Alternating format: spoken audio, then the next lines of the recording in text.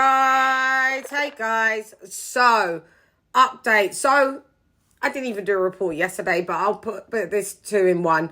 Yordenis Ugas face is broken, basically. Reports just in, he was in hospital. I've just seen him with his fiance, and his has a fracture in the right side of his face, which got religiously uppercutted whilst he shelled up all night and did nothing to defend himself, and just sat in the pocket with Errol Spence.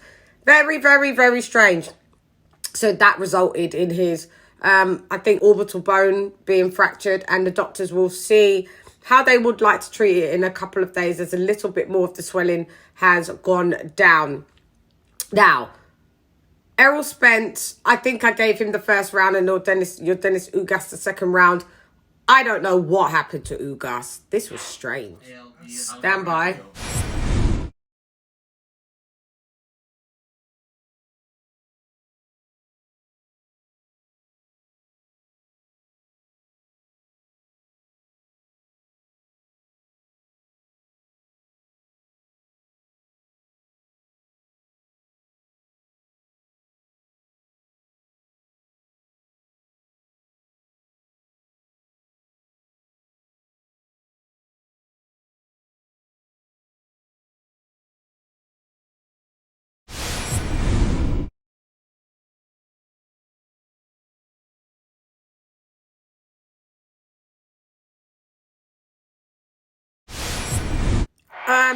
Basically, I gave Yordenis Ugas 2 rounds. The round where he flew out the mouthpiece, which he caught Errol Spence, I think with the right hook, the mouthpiece flew out of his mouth, and Errol Spence, like I said, did a rookie move, and he thought the ref had told him to break.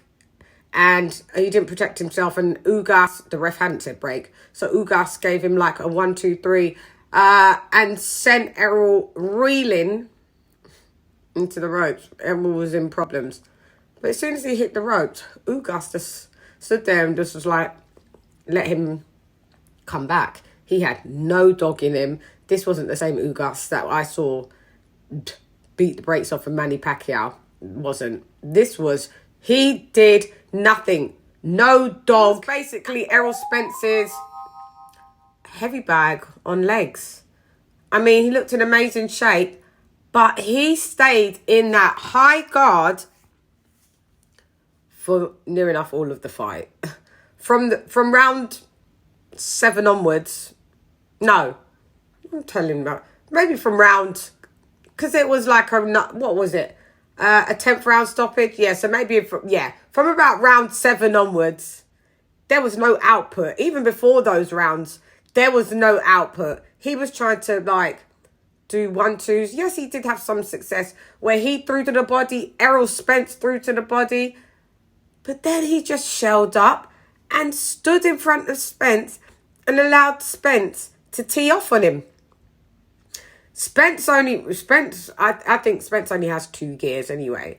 Much like his personality, he's quite, Ugas clearly, on this fight yesterday, had 1 gear. So 2 gear beats 1 gear. Enter Bud in the building, 4 gears activated. Anyway, Errol Spence basically teed off on him. I think the first round was a bit difficult for Errol Spence too. He was throwing those trying to do looping shots, and I was like, why is he doing that? Because he didn't gauge distance and range, and so I was like, why is Errol throwing like that? But a bit of ring rust. And then he readjusted, and that was all it was, basically. Ugas just went downhill. The most anticlimactical, it was like he didn't have no belt. It was like he had nothing to fight for. There was times when Ugas was hurt and he tried to hold on to Spence, and Spence weren't having it. But Ugas had ample time to, this is the first time that I've seen Spence nearly basically hit the canvas. those ropes saved him. I thought that ref is the worst ref in the world that absolutely let basically Spence have, like, even Derek James comes out on record and said, you know, they took long with the mouthpiece so they could give Errol a rest. Okay, these are the tactics that people do. But, you know, when it's not their favourite fighter and someone else, oh, he quit. He threw that mouthpiece out. He quit. I just want everybody to keep the same energy. He should have got a standing 8 because them ropes, if they was not there, Spence would have been on the floor, basically. They both rocked each other, but they both don't got no power. They both don't have any power. Obviously, Spence's got enough power to break orbital bones, which is a thing. But I think he breaks orbital bones, but he doesn't seem to knock anybody out anymore. So there's no more man down. So it's quite weird. Ugas is not known to be a big puncher either. He was just, he's a counter puncher and he just waits to counter. And it was too slow. The pace was just too slow. Errol Spence outworked him. What I do commend Spence is that basically, you know, coming through adversity, this dude has got balls. He doesn't take tune-ups.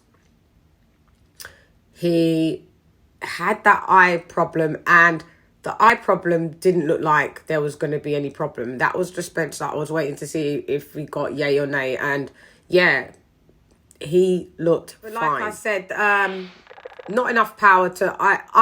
My prediction was like Spence by split decision. I didn't think there was going to be any knockdowns, to be totally honest. And there wasn't. I was just very disappointed. I didn't mind who won, but, you know, sometimes you root for the underdog. But I didn't mind who won because I don't have any dog in the race, just in case you didn't get the memo. I'm British, yeah. So, no dog in the race for me. But what I will say is that version of Spence doesn't beat Bud Crawford, in my opinion.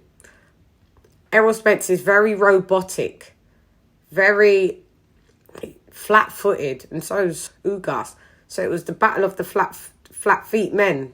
It's a bit too slow pace. Errol was faster than Ugas, but the flat-footed. But Bud v Spence will be... He called out Bud, finally. Bud v Spence will be a very competitive fight, but Bud is just a bit more... Well, he's fluid. He poses different angles. He's elusive. It's not great on the inside. I'd like to see how Bud deals with Spence's body shots, because that's what broke Ugas down in the end. If you can catch Bud, amazing switch here. So I don't know if Bud turning southpaw is going to pose a problem for Eric. Sorry. I was thinking of Derek James just now because I'm watching something. Errol. But that version of Spence doesn't beat Bud. I'd like to see, just a side note, I thought about this on my live yesterday about maybe Conor Venn fighting Ugas. Ugas still, I hope he recovers well. Both warriors in the ring. So, you know, shouts out to Ugas. Get well soon. I'll cover more in the weekly wrap-up show tomorrow. Yeah. But congratulations. Errol the True Spence boots and breaks Yordenis Ugas' face in a 10th round technical stoppage. And I don't like that ref. And that ref did some idiotic things, kept sending Ugas to have some examinations. Cool, they should have stopped it. If that was in the UK, I kept saying that would have probably been stopped like 3 rounds before. I mean, as soon as the eye injury presented itself, they was doing like, basically, you know, when you go to like the opticians or you go to Specsavers, it was like, dude, just stop the fight. And then you did that again. I didn't get that. That ref's an idiot. Anyway, I'm gone. Hey girl, it's LadyChann. Rep nonetheless. Come box with Shan. Gyan.